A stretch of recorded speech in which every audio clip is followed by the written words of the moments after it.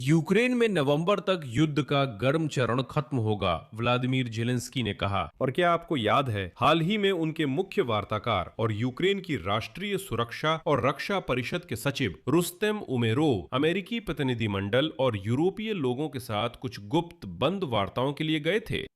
तो आज अमेरिका और यूक्रेन के बीच हुई बातचीत की अंदरूनी जानकारी सामने आई है, जिसने व्लादिमीर जेलेंस्की को ये बयान देने के लिए प्रेरित किया कि नवंबर तक यूक्रेन में युद्ध का गर्म चरण समाप्त हो जाएगा।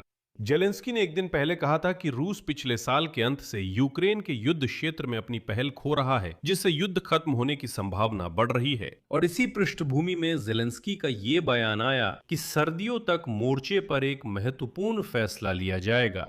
और इसी बीच व्हाइट हाउस के एक शीर्ष अधिकारी का बयान आया कि ईरान के साथ बातचीत विफल होने के बाद डोनाल्ड ट्रंप फिर से तेज जीत की तलाश करेंगे। उन्हें तेज सैन्य और कूटनीतिक जीतें पसंद हैं, लेकिन फिलहाल वे अंतर्राष्ट्रीय मंच पर गतिरोध में हैं। इससे पहले ट्रंप और उनके विदेश मंत्री मार्क रूबियो ने कहा था कि वे यूक्रेन पर लंबी बातचीत से थक चुके हैं। रूसी लोगों ने भी कहा कि वे भी स्टीवन विटकोवा के मास्को में लगातार दौरों से थक चुके हैं, जो किसी नतीजे पर नहीं पहुंचते। लेकिन अब ईरान में नाकामी के बाद ट्रंप को नवंबर में कांग्रेस चुनाव से पहले किसी न किसी जीत की सख्त जरूरत है। विशेषज्ञों के अनुसार डोनाल्ड ट्रंप ने फिर से यूक्रेन पर ध्यान दिया है, बाकी मोर्चे पर गोलीबारी रोकने का तरीका निकालकर इससे अपनी जीत बता सकें। और जैसा कि पता चला है, ट्रंप अब खुद शी जिनपिंग से इसमें मदद करने की व्यक्तिगत रूप से गुजारिश कर रहे हैं, बदले में ताइवान पर रियायतें देने का वादा कर रहे हैं। मेरा नाम अलेक्सेई पिची है। आइए इस विषय पर चर्चा करें। लेकिन इससे पहले कि हम शुरू करें, आपसे अनुरोध है कि इस चैनल को सब्सक्राइब करें, इस एपिसोड को लाइक करें, इस यूट्यूब चैनल के समर्थन में कोई भी कमेंट लिखें और मेरे टेलीग्राम चैनल पीची न्यूज को भी सब्सक्राइब करें। इसका लिंक वीडियो डिस्क्रिप्शन में है। यूक्रेन के राष्ट्रपति व्लादिमीर जेलेंस्की ने कहा कि रूस पिछले साल के अंत से यूक्रेन के युद्ध क्षेत्र में अपनी पहल खो रहा है, जिससे युद्ध खत्म होने की संभावना करीब आ रही है। आगे उनका बयान है, अभी वे हम पर भारी मिसाइल हमले करने लगे हैं। इसका मुख्य कारण ये है कि वे युद्ध के मैदान पर हार रहे हैं। एक महीने में वे उतनी जमीन पर कब्जा नहीं कर पाए जितनी उन्होंने उसी महीने में खो दी थी। उनके अनुसार बन रही स्थिति शांति वार्ता के लिए एक मौका खोलती है। फिर से उदाहरण, सर्दी से पहले हमें कोई तरीका, कूटनीतिक तरीका ढूंढना होगा, बैठकर बात करनी होगी, लेकिन ये सत्ता पर दबाव पर निर्भर करता है। Vladimir Putin. उनके समाज में दबाव प्रतिबंधों के जरिए उन्हें हटाना नहीं बल्कि नए लगाना, ये अच्छा है, ये कूटनीतिक रास्ता है। रूस से बातचीत में यूरोप के देशों, खासकर यूनाइटेड किंगडम, फ्रांस और जर्मनी को शामिल होना चाहिए। हालांकि इसके लिए जरूरी है कि मास्को यूक्रेन और यूरोप के साथ संवाद के लिए तैयार हो।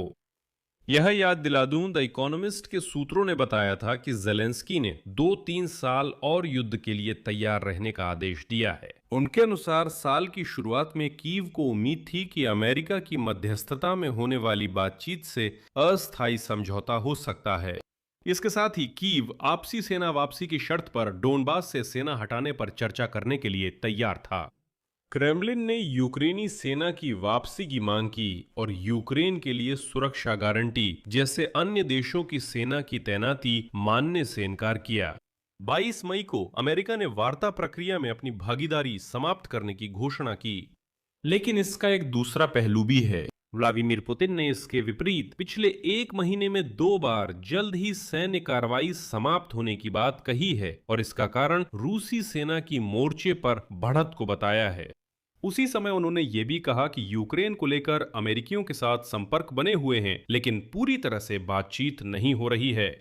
इससे पहले अमेरिका के रक्षा मंत्रालय की खुफिया एजेंसी ने बताया कि यूक्रेन की सशस्त्र सेनाओं को 2023 के बाद पहली बार अपने हमले के दौरान लगभग 400 वर्ग किलोमीटर क्षेत्र को मुक्त कराने में सफलता मिली है।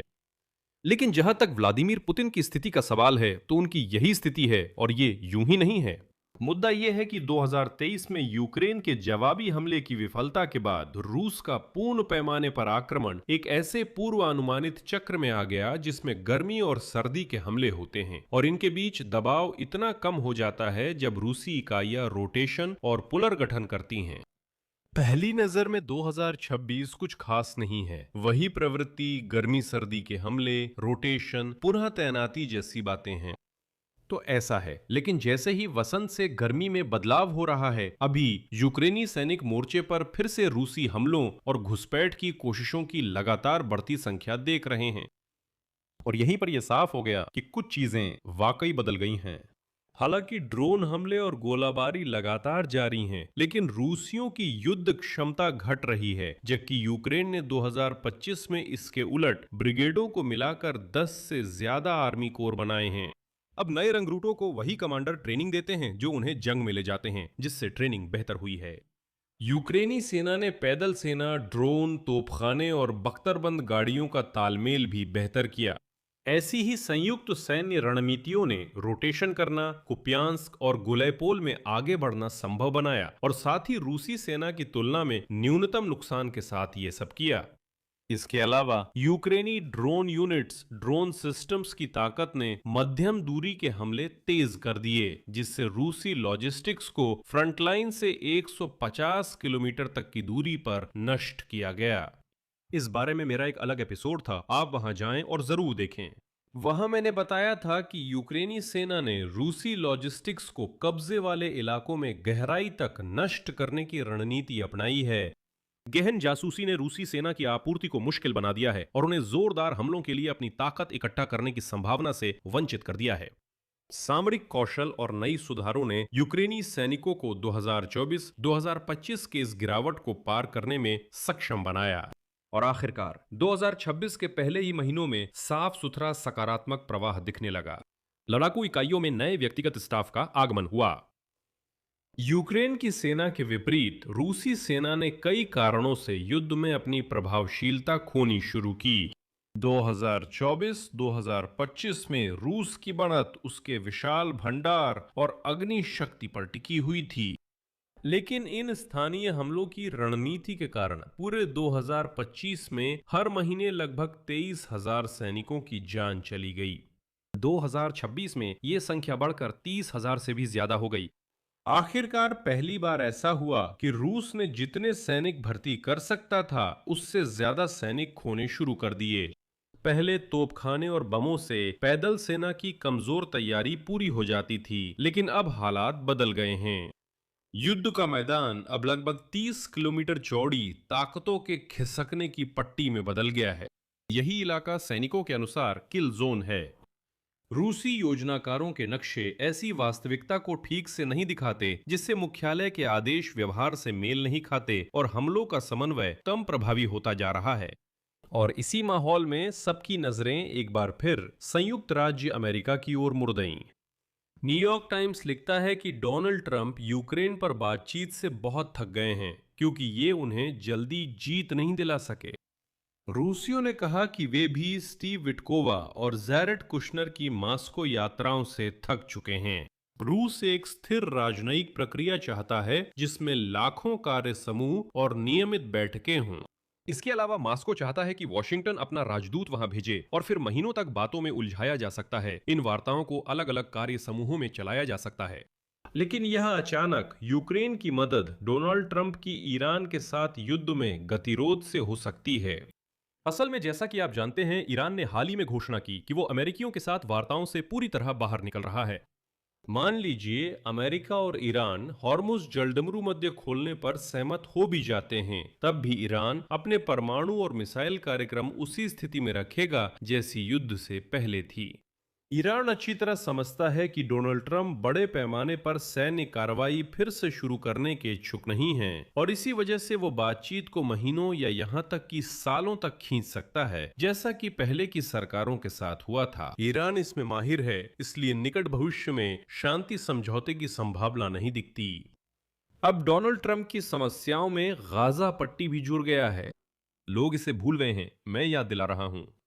अमेरिका के राष्ट्रपति बड़े उत्साह के साथ 20 बिंदुओं वाली एक शांति योजना के बारे में बता रहे थे, जो हमास संगठन को निरस्त्र करने, अंतर्राष्ट्रीय स्थिरीकरण बलों के गठन और अंततः गाजा पट्टी को एक चमचमाते इलाके में बदलने से शुरू होती थी। जैसा कि उन्होंने खुद कहा, कर्ज की ऑफिस टावरों और समुद्र तटीय रिजॉर्ट्स वाली चमचमाती जमीन में। हालांकि तब से 8 महीने बीत चुके हैं और कुछ भी बिल्कुल नहीं बदला है। और अब डोनाल्ड ट्रंप के और भी ज्यादा सलाहकार उनके कान में फुसफुसा रहे हैं कि यूक्रेन के खिलाफ रूस का युद्ध अब खत्म होने के लिए तैयार है। कहा जा रहा है कि मॉस्को में माहौल बदल गया है, युद्ध का मैदान बदल गया है, क्योंकि यूक्रेनियों ने कम से कम मोर्चे की रेखा को कम से कम स्थिर कर दिया है। रूस में आर्थिक समस्याएं बढ़ रही हैं और एक खास तरह की राजनीतिक असंतुष्टि भी बढ़ रही है। क्रेमलिन के अंदर इस बात पर चर्चा हो रही है कि हम इस सब को कैसे जीत के रूप में पेश करें। ट्रंप को नवंबर के कांग्रेस मध्यावधि चुनावों से पहले किसी जीत की सख्त जरूरत है और इसी वजह से ट्रंप इस संघर्ष को भुनाने की कोशिश कर सकते हैं ताकि यूक्रेन में युद्ध विराम स्थापित करने की कोशिश करें और दिखा सकें कि कम से कम एक संघर्ष तो उन्होंने सच में रोक दिया। और चुनाव से पहले कहें सब कुछ चल रहा है। ईरान पर काम चल रहा है, गाजा पट्टी पर काम चल रहा है। मैंने कहा था कि यूक्रेन का हल निकालूंगा, देखिए मैंने हल निकाल दिया। और यही तर्क अब व्लादिमीर जेलेंस्की को ये बयान देने के लिए प्रेरित कर रहा है कि नवंबर तक इस युद्ध के सक्रिय चरण को समाप्त करने के लिए समझौते का मौका है।